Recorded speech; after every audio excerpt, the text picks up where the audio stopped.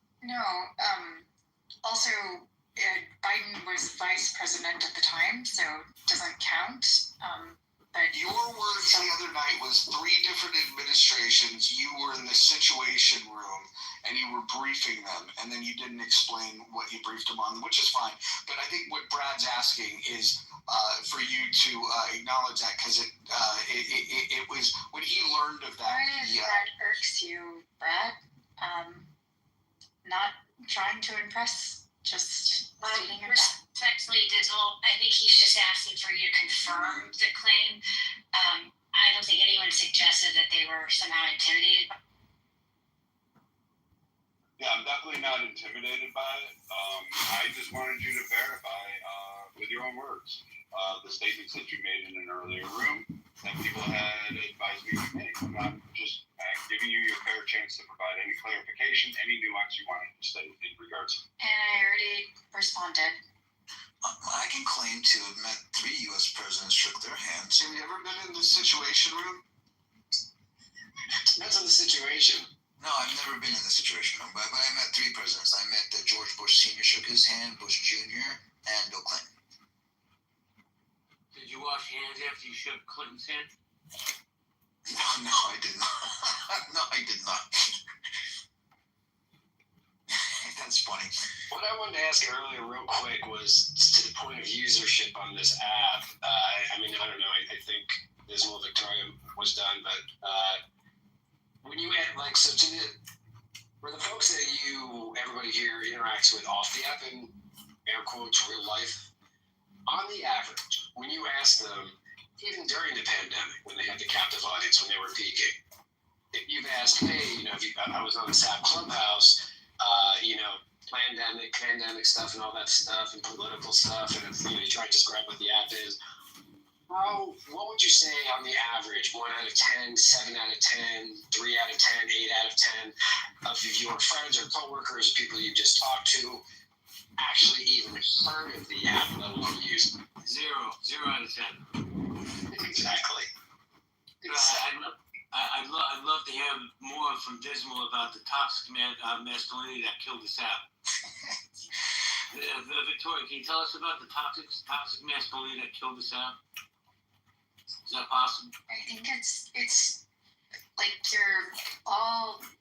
you're not bringing on new people, obviously. Like, who's you? Who's you? The male voices in this room. You're the definition of toxic masculinity. So let me ask you a question.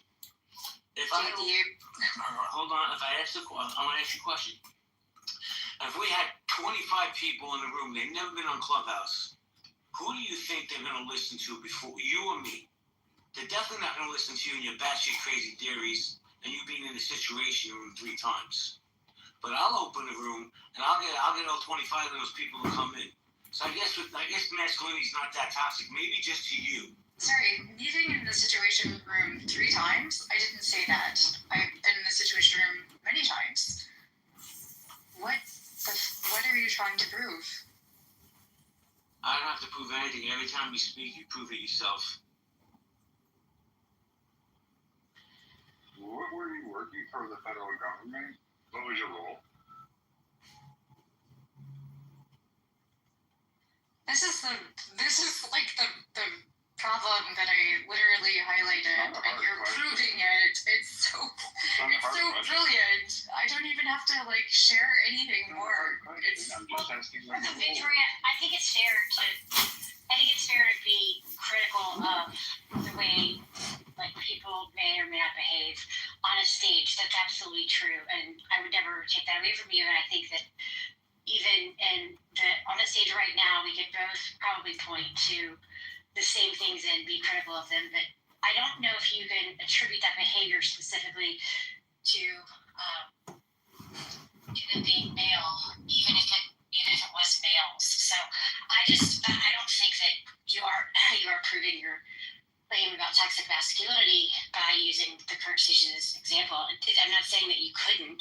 I think it's more embarrassing to make the claim in the first place. So, I definitely don't think that just the man doesn't. I'm not going to highlight Victoria, just I'm not sure. I don't know what's wrong with you, but you can never let people finish, specifically me.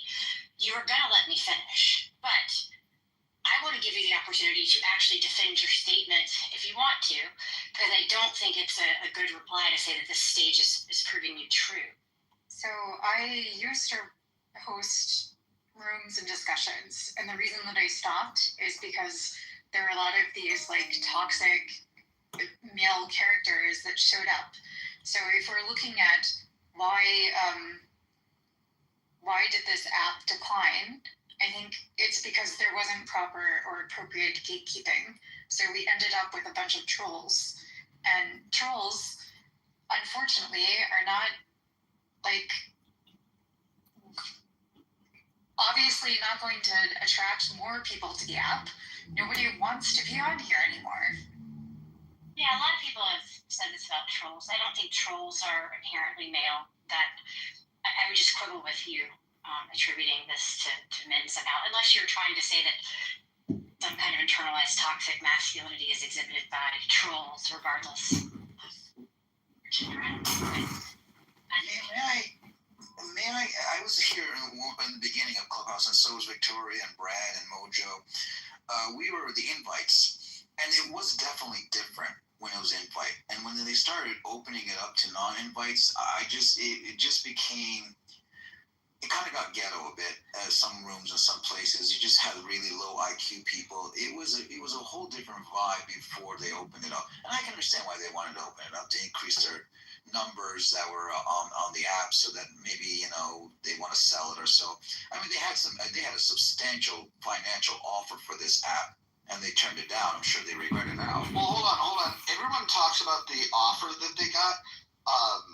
I've heard about the valuation of $4 billion.